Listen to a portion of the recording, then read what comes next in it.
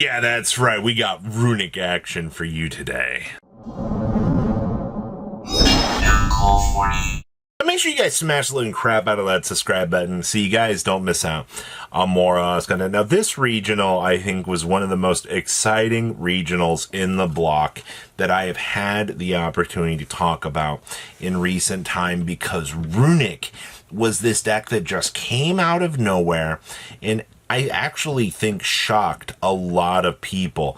Honestly, if you're not prepared for Runick, this stage in 2025, you're actually just really missing out. And it's kind of crazy to think about here that Runick was able to slide on in to a top 8 and actually kind of scare a lot of the metagame competition. Like, you love to see it. Now, the rest of the top cut was kind of some big surprises in here. We did have Yummy Mitsurugi, which, I mean, sure, that's two of those is a pretty standard day in the metagame. We did have an Evil Twin deck. I didn't really expect to see people still trying out Evil Twins, but, I mean, we live in an era right now where that might not seem like a terrible idea. We also had Orcust. Orcust has definitely been kind of running around a little bit more recently as kind of the off-the-wall challenger. And, I mean, if you're not going to respect it, it's going to have a bad time with you. We also had Gem Knights. Gem Knights has been kind of running around a little bit in the background. It's definitely not a bad deck, but it's definitely one that you cannot forget is actually there. We do have Maliss. Now, Maliss is still, I think, a very strong deck, and I think it's going to continue to be a nice challenger.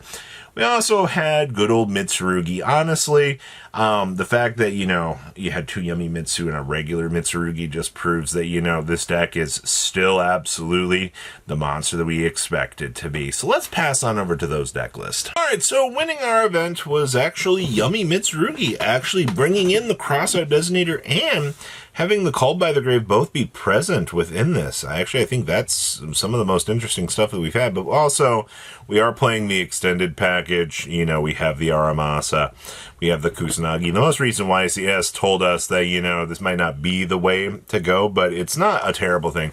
You play the extended package because Futsu is just an incredibly good card. His job is just to kind of regurgitate out, these extra bodies, just so that you can kind of keep things going. So I do find that particularly important to look at as to why, this is all working out in favor for you. So, all right, good stuff to see that, the Yummy Mitsurugi stuff, RIP to Lollipo, still only choosing to play one copy of this, but perfectly understandable as, it does act like a brick sometimes.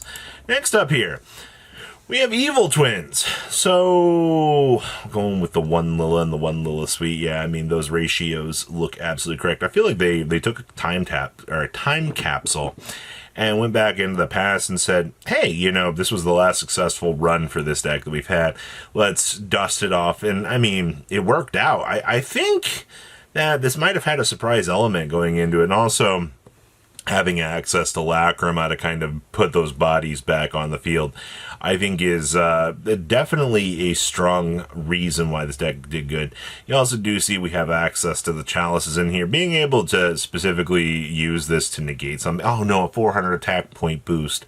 Oh no, what am I gonna, you're just gonna play around it. I mean, like, that's your major takeaway here, everybody. You slam this down on the table, congratulations. Your job is effectively completed. So yeah, just go up through, the A-bow line and just start to decombobulate your opponent's field. Ooh, hello, Orcust. Well, first of all, Orcust, I feel like people are starting to kind of get the hang of this in terms of optimization. You do see the triple Grisu. This one might not be, the most optimized. Yeah, I think 3 is fine.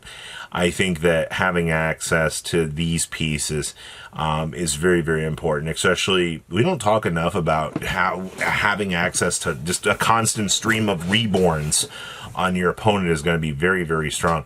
And also, babble, turning everything into a quick effect, just it's going to make your life so much easier. We are playing the Horus stuff. I mean, your job with Horus is to make the zombie vampire. It's sad that, you know, that's what his job has become, but he's one of the best at doing it. So I, too, love milling some sort of Orcust power to be able to start combo and have my opponent questioning if they're going to beat me or not. This is a pile.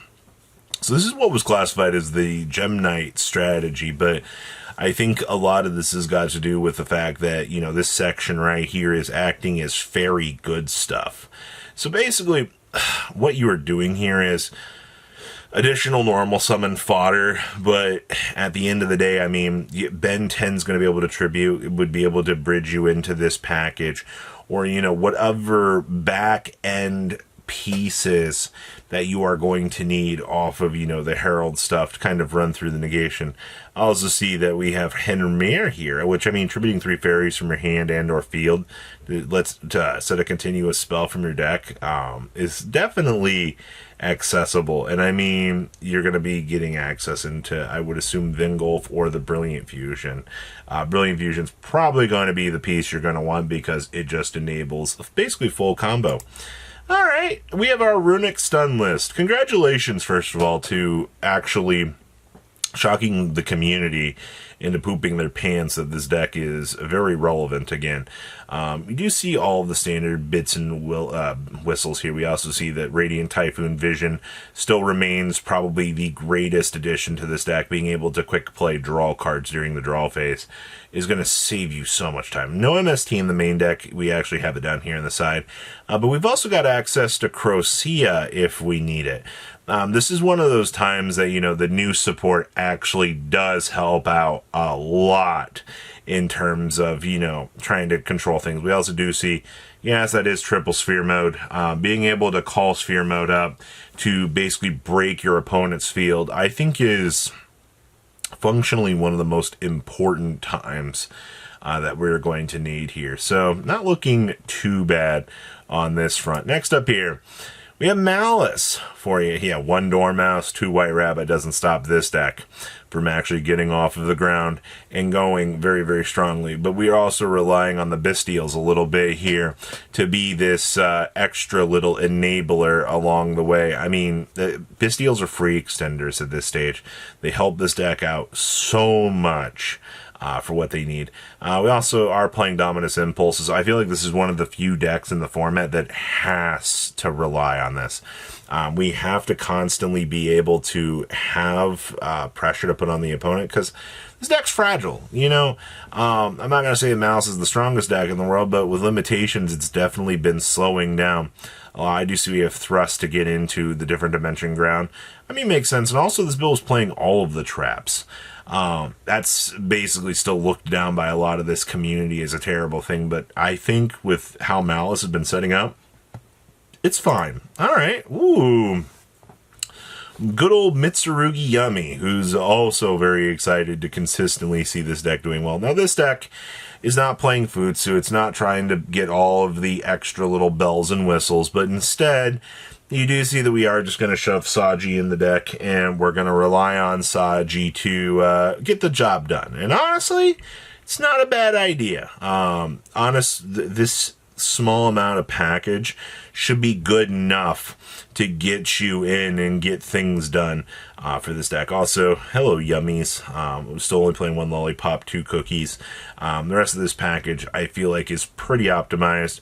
You do see that the current trend is just maining 1 field spell, side decking the second, in case, you know, you do get into the matchup where you're like, oh hey, we need to make this. And once again, I mean, having access to the zombie vampire just feels so gosh darn good.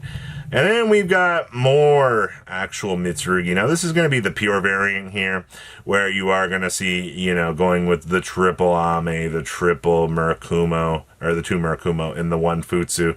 But also, you know, having the full extended package here, just to be able to beam through as you need. Also having access to Dominus Impulse, is that little trap push to control your opponent is pretty good. Also, Dimensional Fissure, still on demand in this deck, is very, very, very scary. But honestly, I think this regional had some very surprising things coming about it. It's actually kind of nice. So please, comment down below, tell me what you guys think. I'll see your beautiful faces back here in day, guys. Patrons, thank you.